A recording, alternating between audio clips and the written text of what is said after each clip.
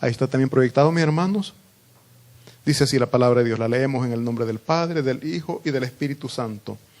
Visión de Isaías, hijo de Amós, la cual vio acerca de Judá y Jerusalén en días de Usías, Jotam, Acaz y Ezequías, reyes de Judá. Oíd cielos y escucha tú tierra, porque habla Jehová. Crié hijos y los engrandecí, y ellos se rebelaron contra mí.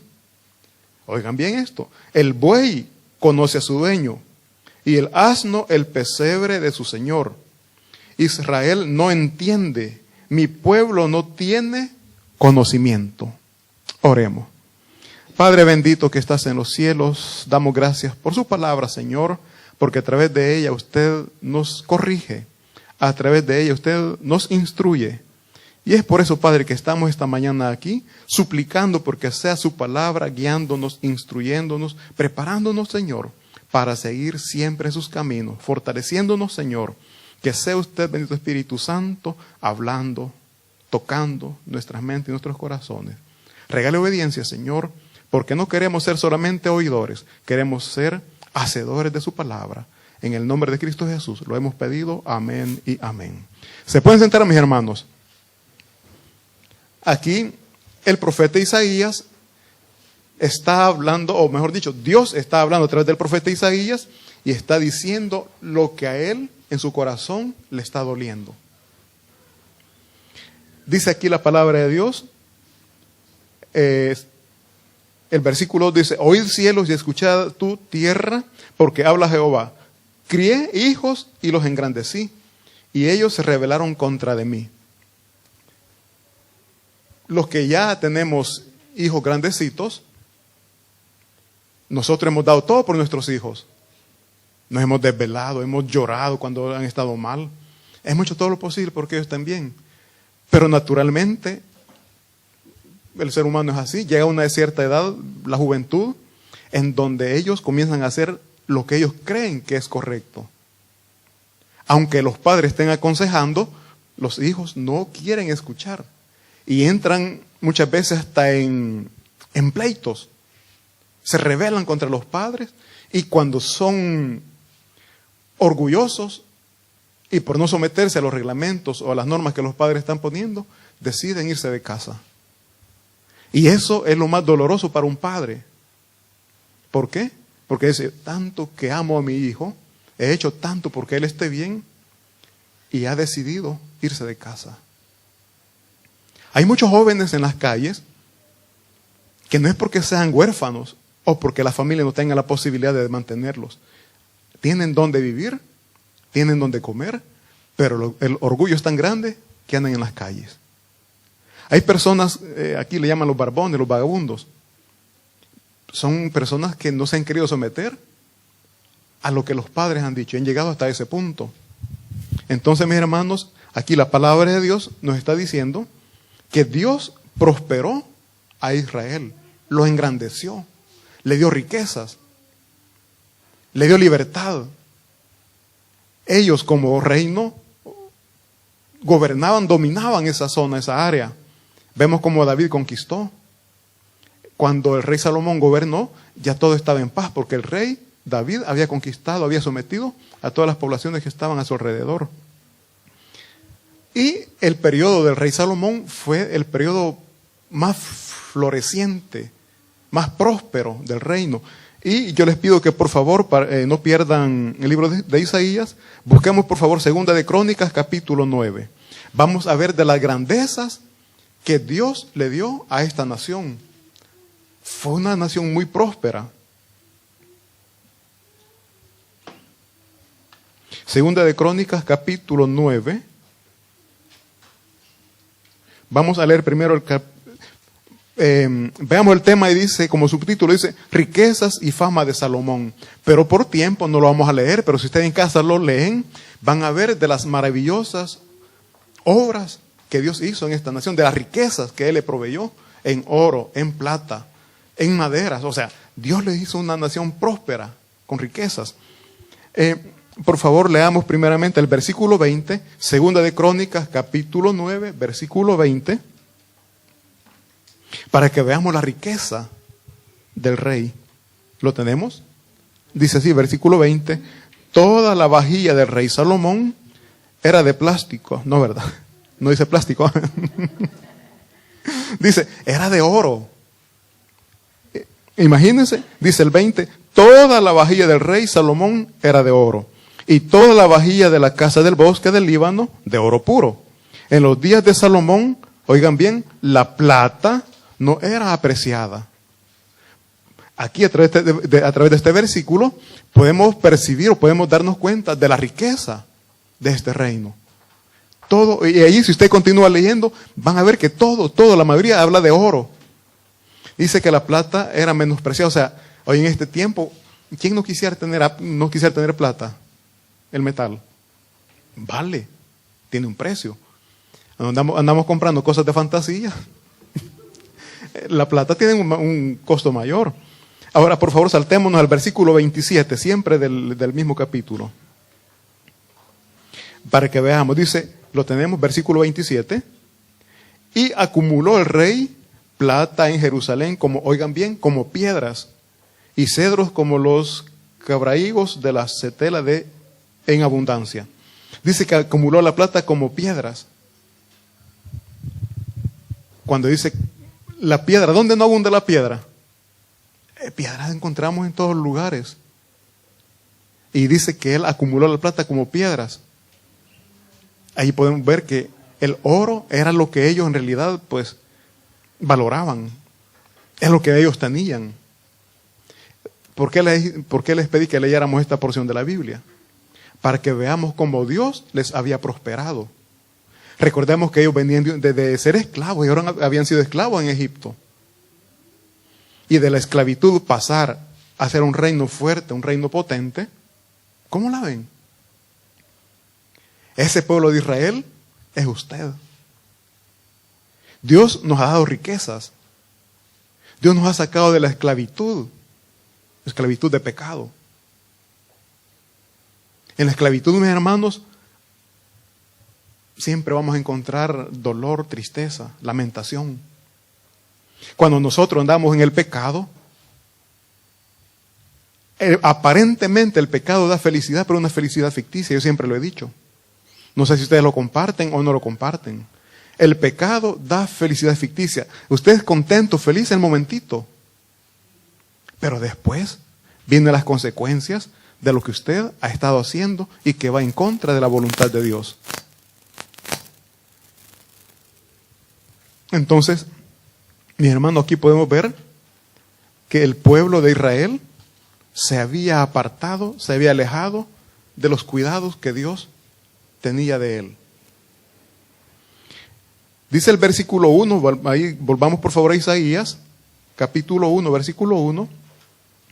Dice, visión de Isaías, hijo de Amós, la cual vio acerca de Judá y Jerusalén, en días de Usías, Jotam, Acaz y Ezequías, reyes de Judá. Mis hermanos, ya vimos que Dios prosperó a su pueblo y ellos se apartaron de Jehová.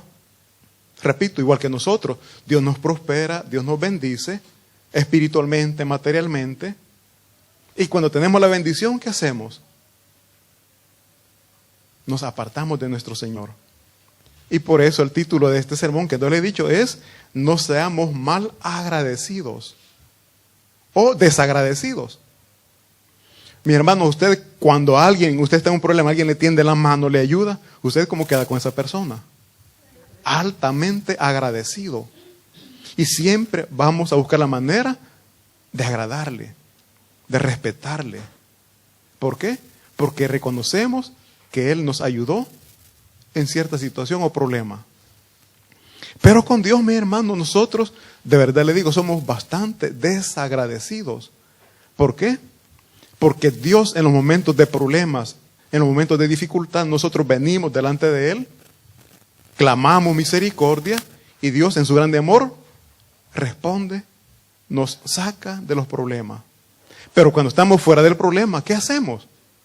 ¿Le agradamos o nos apartamos de Él? La gran mayoría nos apartamos de Él. Sabemos lo que a Él no le agrada, pero lo estamos haciendo. Esa es una manera de ser desagradecidos con Dios. Y cuando el pueblo de Dios, en este caso Israel, fue desagradecido, llegó el juicio de Dios. Aquí, mis hermanos, Isaías era un profeta. Los profetas, pues Dios los buscaba para dar a conocer a su pueblo lo que Dios quería decirle a ellos.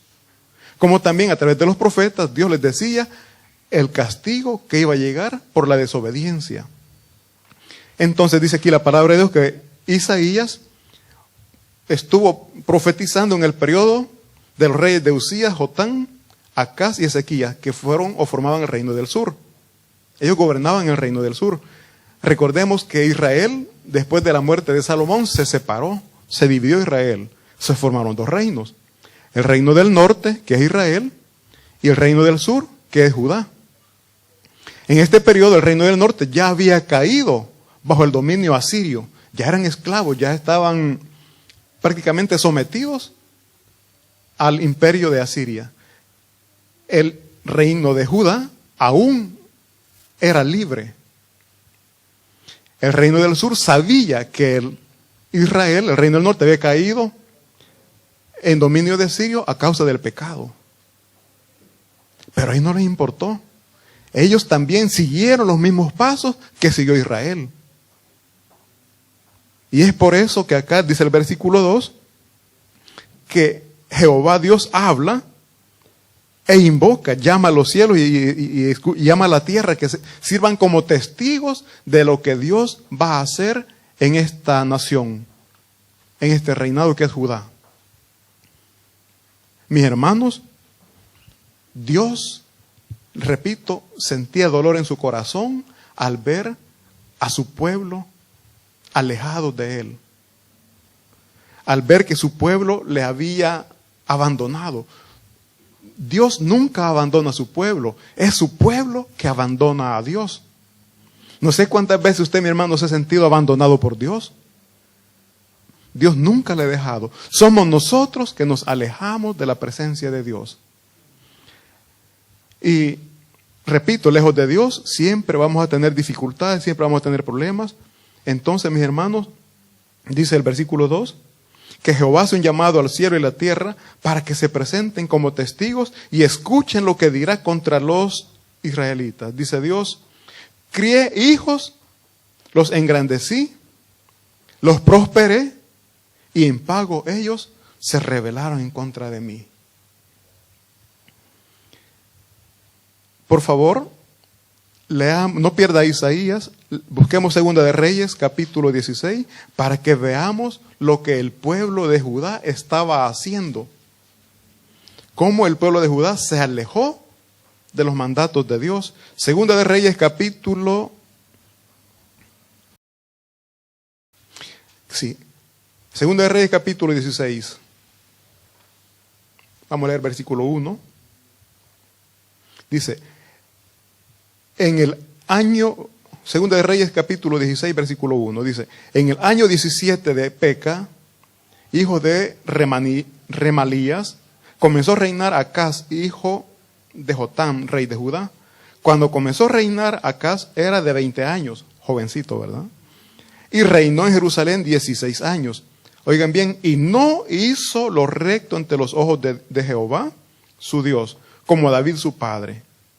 Antes anduvo en el camino de los reyes de Israel, y aún hizo pasar por fuego a su hijo, según las prácticas abominables de las naciones que Jehová echó delante de los hijos de Israel. Leamos el 4. Asimismo sacrificó y quemó incienso en los lugares altos y sobre los collados y debajo de todo árbol frondoso. Aquí la palabra de Dios nos está haciendo ver cómo el rey de Judá estaba adorando a otros dioses.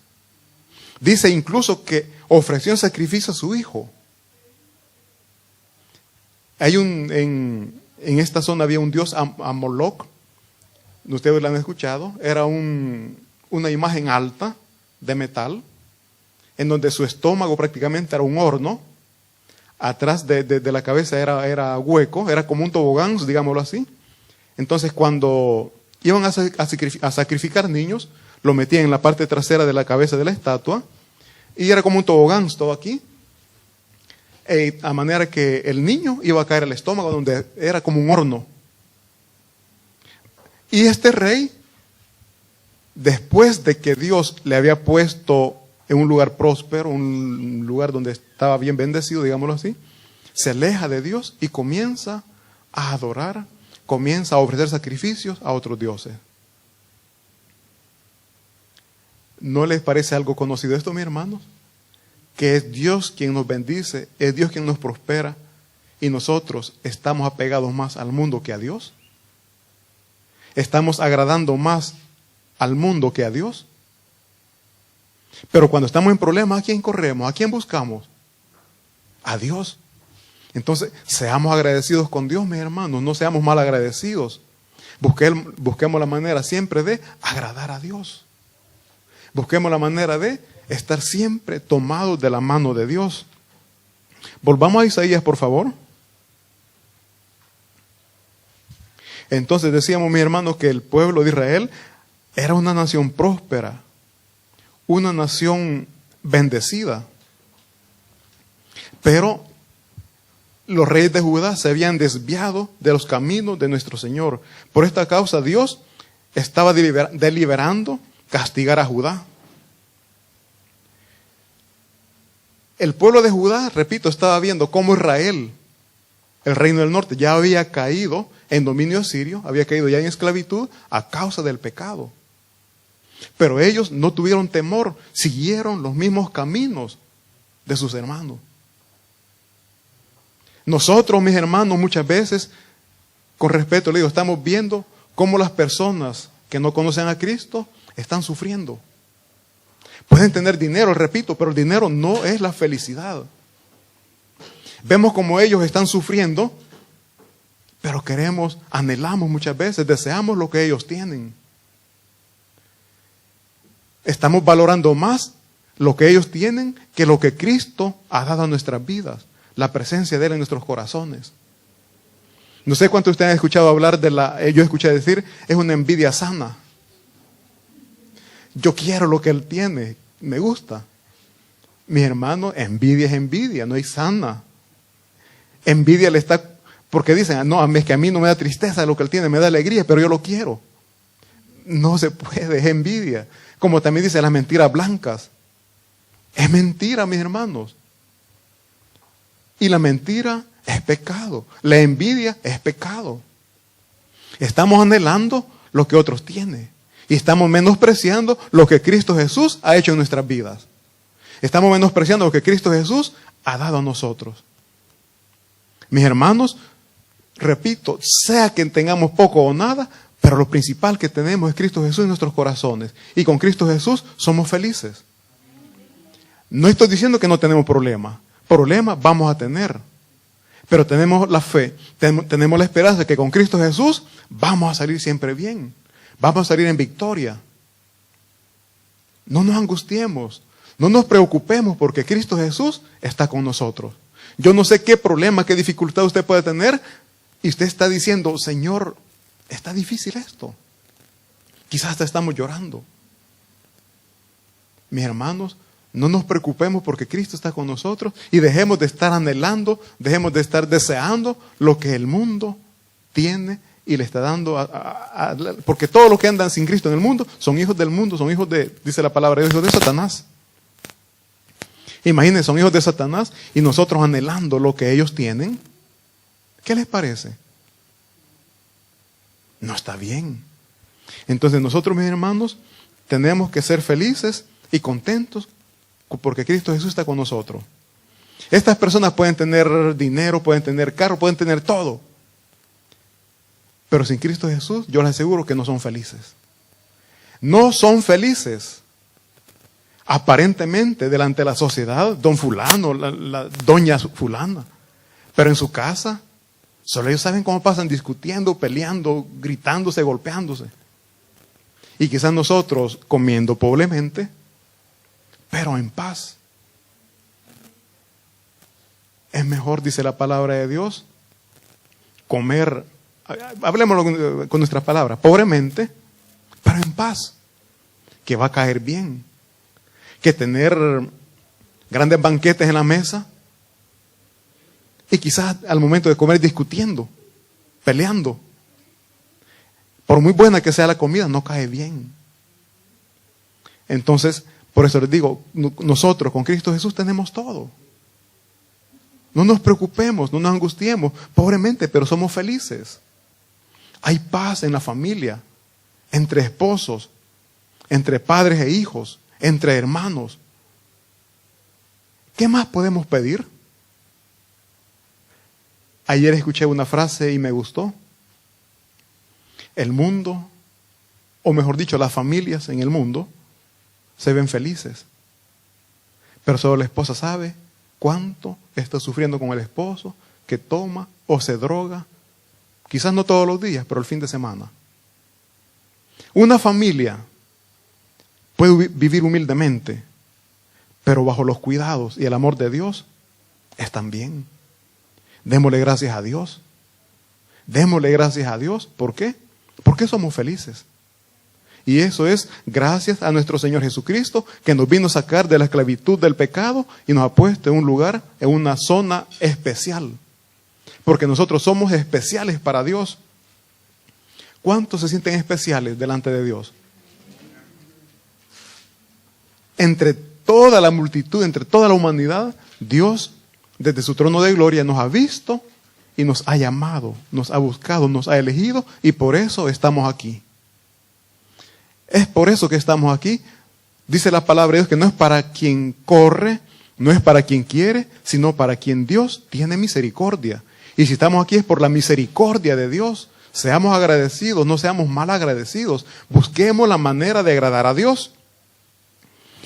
Entonces, mis hermanos, repito, nosotros estamos viendo cómo el mundo aparentemente está bien, anhelamos, deseamos lo que ellos tienen y estamos desechando o despreciando lo que Dios ya nos dio, que es la paz, la tranquilidad, la serenidad y sobre todo la salvación eterna que tenemos gracias a nuestro Señor Jesucristo.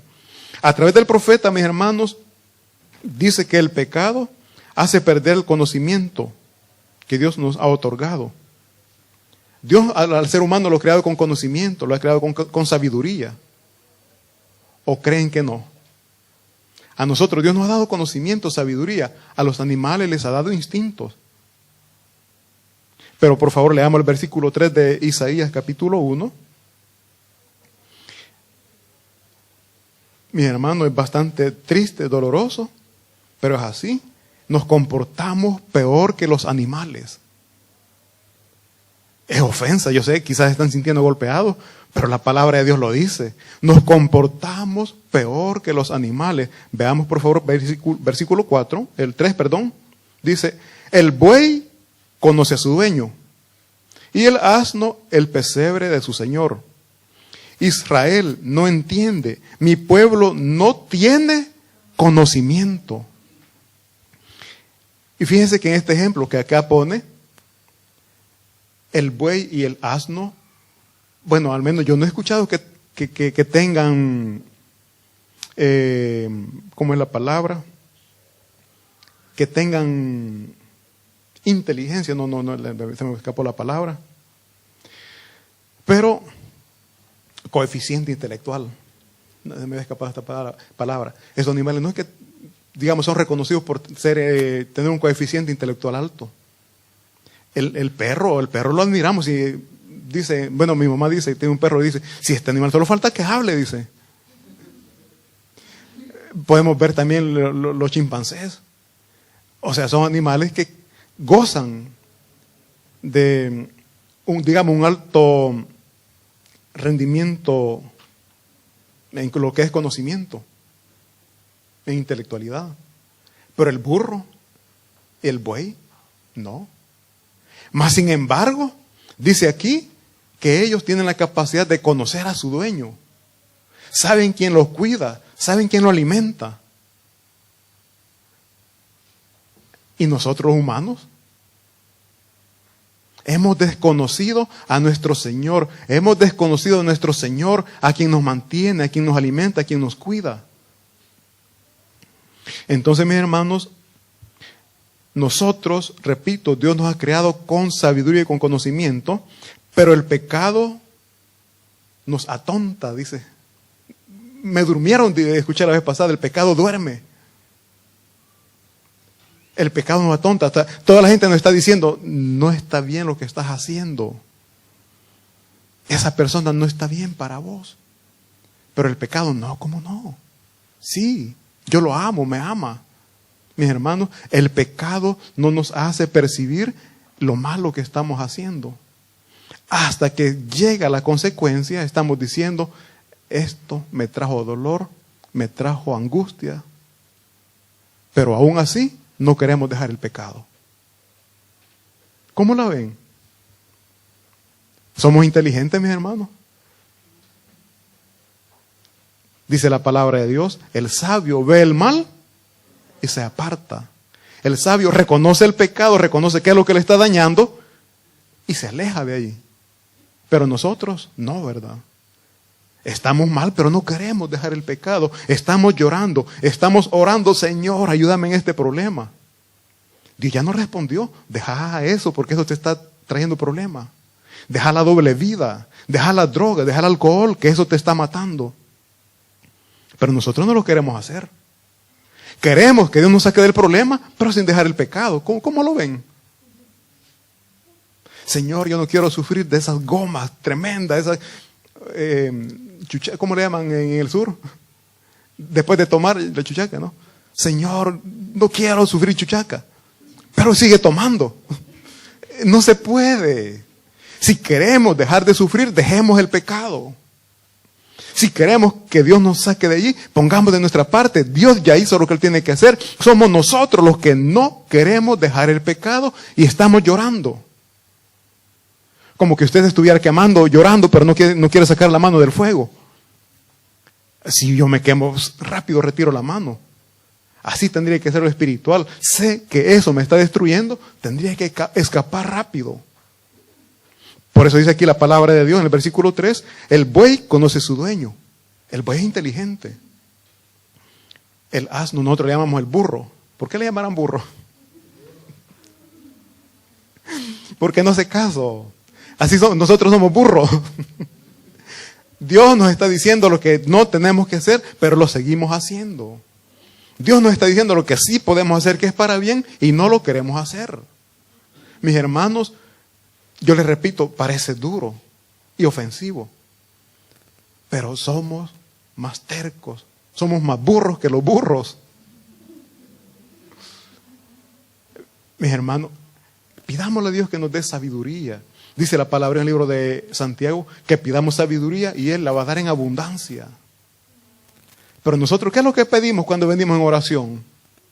Señor, quítame esta enfermedad. Si esa enfermedad tiene a causa del pecado que está cometiendo. Ese dolor de cabeza, muchas veces vela. En las discotecas, viendo televisión o internet del teléfono. Y el siguiente día que se va a trabajar o se va a estudiar con dolor de cabeza. ¿Pero por qué? Por el desvelo.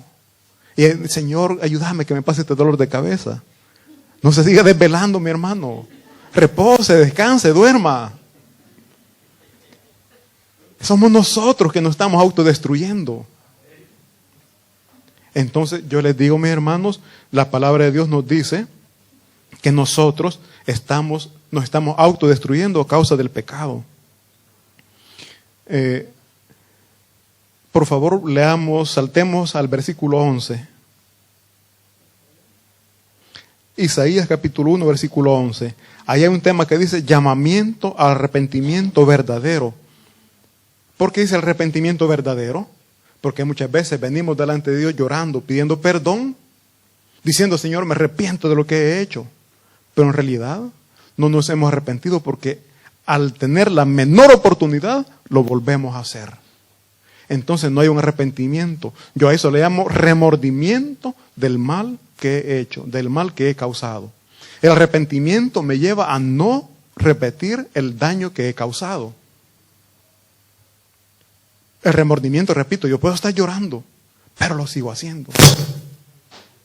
Algo que no tiene que suceder. Cuando hay un arrepentimiento, mis hermanos, Siempre vamos a luchar por no caer en la tentación. Tenemos ahí, mis hermanos, versículo 11.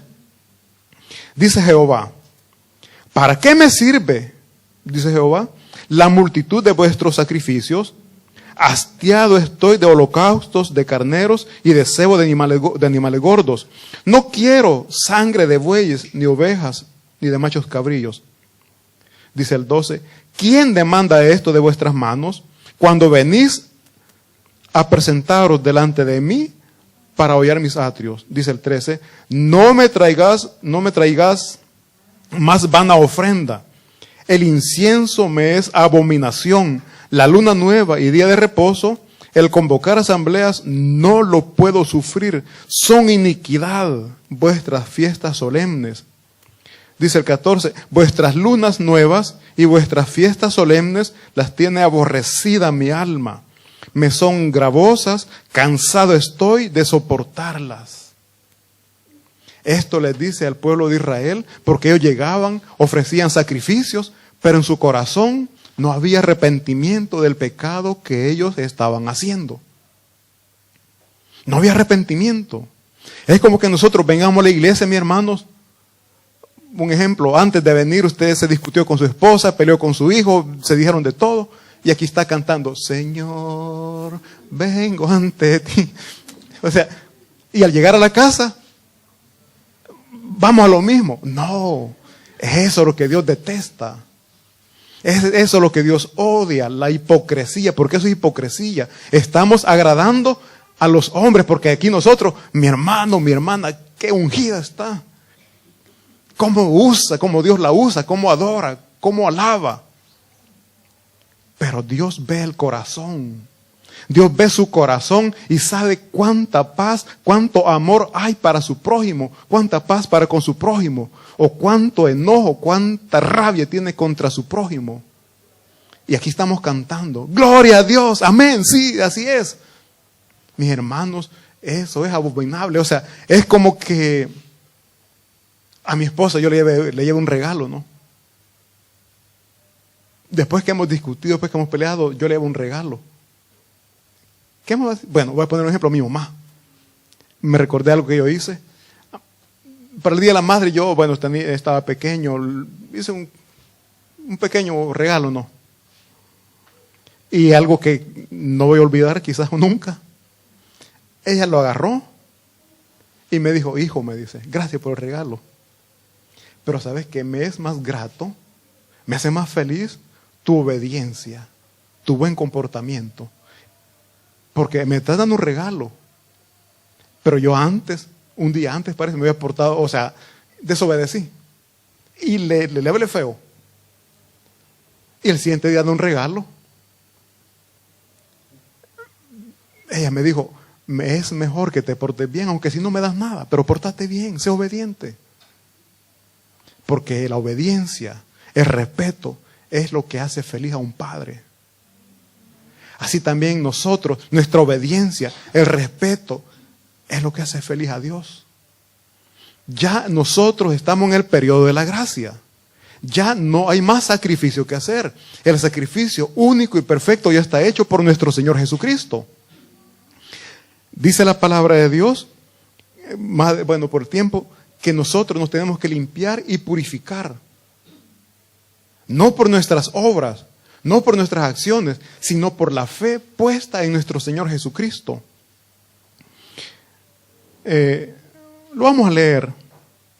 Por favor, versículo 16, siempre capítulo 1, versículo 16.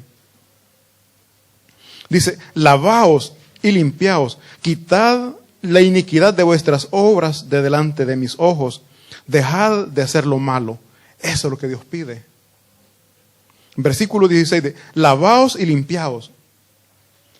No estoy diciendo vaya a bañarse, póngase bastante, échase lejía, no. No, de ninguna manera. Limpiémonos a través de la fe en el sacrificio de nuestro Señor Jesucristo. Esa sangre que se derramó en la cruz del Calvario, esa sangre tiene el poder de limpiar, de purificar su alma, su espíritu, todo su ser. Nuestros pecados, dice la palabra de Dios, pueden ser rojos como el carmesí. La sangre de Cristo tiene el poder para limpiarnos, para purificarnos, para blanquearnos. Por eso dice aquí la palabra de Dios, lavaos y limpiaos, quitad la iniquidad. Cristo Jesús nos limpia, pero quitémonos todo aquello que no es grato delante de Dios. Dejemos el pecado, abandonemos el pecado, porque Cristo nos ha limpiado, Cristo nos ha purificado. Mantengámonos en el lugar, en el puesto donde Dios nos ha dejado. No nos salgamos de esa área de protección, no nos salgamos de esa área donde Dios nos ha dejado, porque nosotros nos salimos, nos metemos a áreas peligrosas. ¿Sabemos que es peligroso? Tal vez no, decimos. Mi hermano, si usted sabe que es débil para las bebidas, aléjese de los amigos que usted sabe que toman. Porque esa es una zona peligrosa que puede caer. Nosotros decimos, puede patear cable. Va a volver a caer en la tentación. Si usted está acostumbrado a tomar lo que no es suyo, mis hermanos, tenga cuidado. No ande solo, siempre ande con personas que le van a decir, hey, eso no es tuyo, déjalo ahí. Porque nosotros, mis hermanos, a la menor oportunidad, somos carne, somos débiles, y a la menor oportunidad caemos en la tentación. Mis hermanos, Cristo Jesús ha hecho todo por nosotros. Él ya dio todo por nosotros, dio su vida. ¿Qué más puede dar por nosotros? ¿Qué más puede dar? Hoy la pregunta es, ¿nosotros qué estamos dándole a Él? Repito, la alabanza dice, dejo todo para servirte. En verdad, mis hermanos, estamos dejando todo lo que Él nos está pidiendo. Estamos dejando esas cosas no gratas para Él. Y por amor a Él nos estamos desechando, nos estamos despojando de todas esas cosas. De nada sirve, mis hermanos, aquí, con respeto le digo, estar levantando manos delante de Dios si en nuestro corazón hay odio, hay resentimiento, falta de perdón. Dios quiere que lo hagamos, pero con un corazón limpio, con un corazón puro. La palabra dice que Dios no rechaza un corazón humilde. Dios no lo rechaza. Y cuando usted tiene un corazón lleno de amor para con Dios, aún lo que usted viene a hacer acá, Dios se lo recibe con alegría y con gozo. El diezmo, la ofrenda, a la iglesia le sirve. Pero si usted viene con un corazón lleno, cargado de enojo, ¿usted cree que Dios está recibiendo eso? Déjeme decirle, no. No lo está recibiendo. Porque muchas veces nosotros hacemos cosas para cubrir el daño que hemos causado. Y no es así. A Dios no le podemos mentir. A Dios no le podemos mentir. Repito, yo no sé qué problema usted tuvo antes de venir acá a la iglesia, o anoche, yo no sé qué discusión o qué pleito ha tenido, y no ha perdonado. Tiene que perdonar. Tiene que perdonar para que este tiempo que usted esté aquí sea grato delante de Dios. Dice abominable. ¿Qué es abominable, mis hermanos? Abominable es algo que quizás hasta vómito da. Imagínense que usted, no, es muy feo.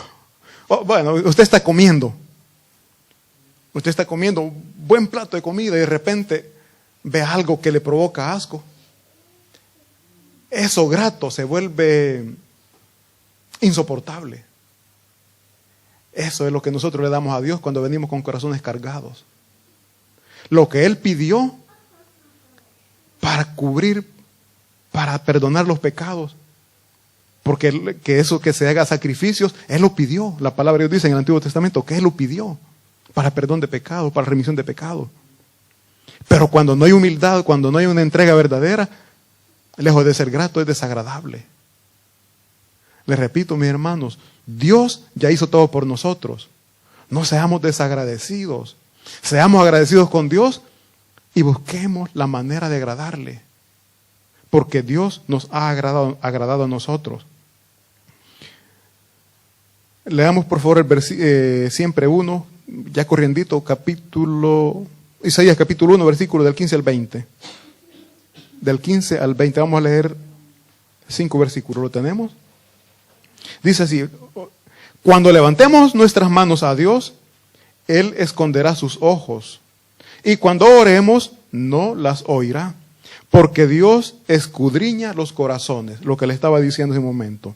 Dios pidió sacrificios de animales, pero el deleite de Dios estaba al percibir un corazón contrito y humillado. Delante de Él, mis hermanos, tiene que haber humildad. Dios pide que amemos a nuestro prójimo, Dios pide que amemos a nuestro hermano. Es eso lo que a Dios le agrada. Es eso lo que Dios pide. Después dice que si aunque nuestros pecados fueran rojos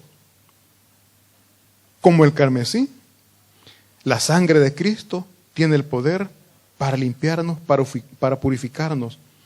Y a través de esa limpieza, a través de esa pureza, nosotros somos libres de condenación.